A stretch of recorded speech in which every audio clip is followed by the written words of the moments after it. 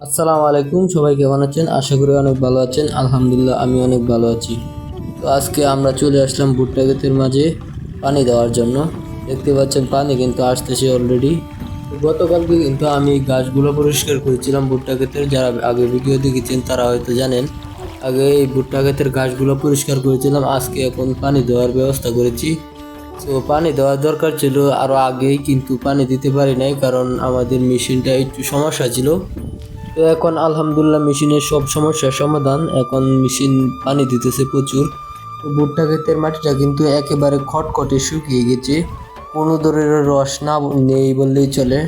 এজন্য পানি দিতেছি, পানিটা কিন্তু অনেক লুলিয়ে দিতেছি, যে পর্যন্ত পানি খাই সে পর্যন্তই পানি দিতেছি।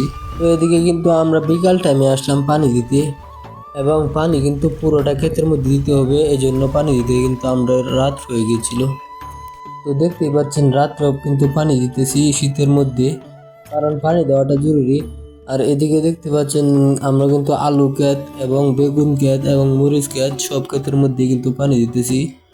আজকে যত রাতেই হোক না কেন, আজকে কিন্তু পানি দিয়ে পুরোটা ক্ষেত শেষ করতে হবে, কেননা আগামীকালকে কিন্তু আমরা বেগুন ক্ষেত পরিষ্কার করব। বেগুন ক্ষেতে প্রচুর পরিমাণে ঘাস হয়েছে, সময়ের জন্য আমরা কিন্তু বাঁচতে পারি নাই, এই জন্য আগে ভাগে পানি দিয়ে দিতেছি। পানি দেওয়ার পরে কিন্তু আমরা বেগুন ক্ষেত পরিষ্কার করব, এবং সঙ্গে মরিচ ক্ষেতেও কিন্তু পরিষ্কার করা হয়নি। মরিচ ক্ষেতেও সব পরিষ্কার করব, এবং মরিচ ক্ষেতেও কিন্তু পানি দেওয়া হচ্ছে। তো এখন দেখতে পাচ্ছেন আলু ক্ষেতের মধ্যে কিন্তু পানি আসতেছে, আলু ক্ষেত অর্ধেকটা হয়েছে, আরো অর্ধেকটা বাকি রয়েছে। এখন প্রায় 7টার মতো বাজে, 7টা 7:30 এরকম হবে। আলু ক্ষেত অর্ধেকটা পানি এসেছে, আরো বাকি অর্ধেকটা রয়েছে। এদিক দিয়ে দেখতে পাচ্ছেন যে শুকনো আলু ক্ষেত। তো এই যে মেশিনটা দেখতে পাচ্ছেন, এটা দিয়ে কিন্তু মূলত আমরা পানি দিই, এটা দিয়ে পানি যাচ্ছে ক্ষেতের মধ্যে। এটা নদীর মধ্যে বসানো, এটা প্রায় 400-500 ফিট দূরে কিন্তু এই মেশিনটা। এবং এই মেশিন থেকে কিন্তু একটা প্লাস্টিকের পাইপ দিয়ে আমরা নদীর পার পর্যন্ত উঠিয়ে নিয়েছি, এবং পাড়ের পরে কিন্তু সেখানে লুজ পাইপ দিয়ে আমরা পানি নিয়েছি ক্ষেতের মধ্যে।